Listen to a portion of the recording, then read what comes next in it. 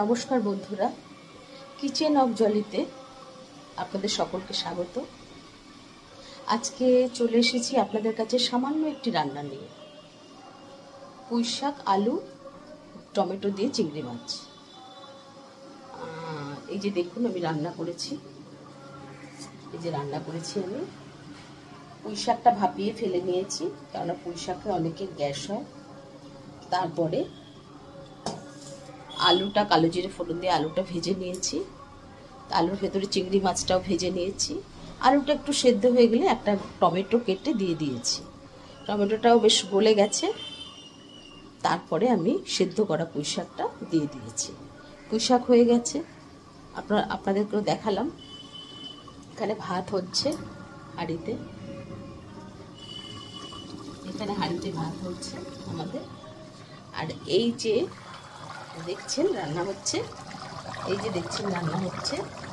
এটা হচ্ছে এঁচোড় আলু দিয়ে তরকারি।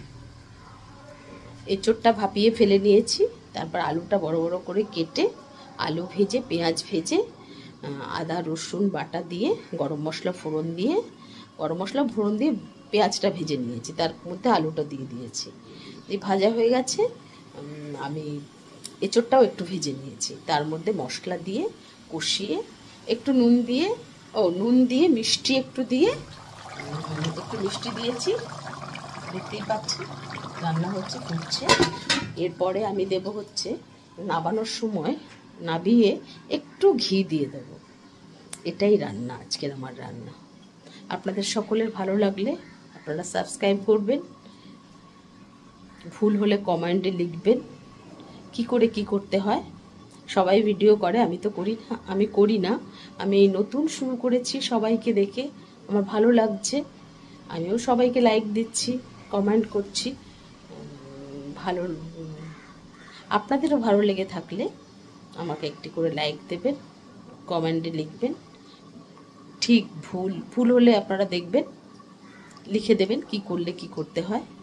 আপনাদের সকলকে জলের তরফ থেকে নমস্কার, ধন্যবাদ। আপনারা ভালো থাকবেন, সুস্থ থাকবেন। আশা করি আমিও থাকবো আপনাদের পাশে। আবার এই ছোট্ট ছোট্ট রান্না নিয়ে চলে আসবো। নমস্কার।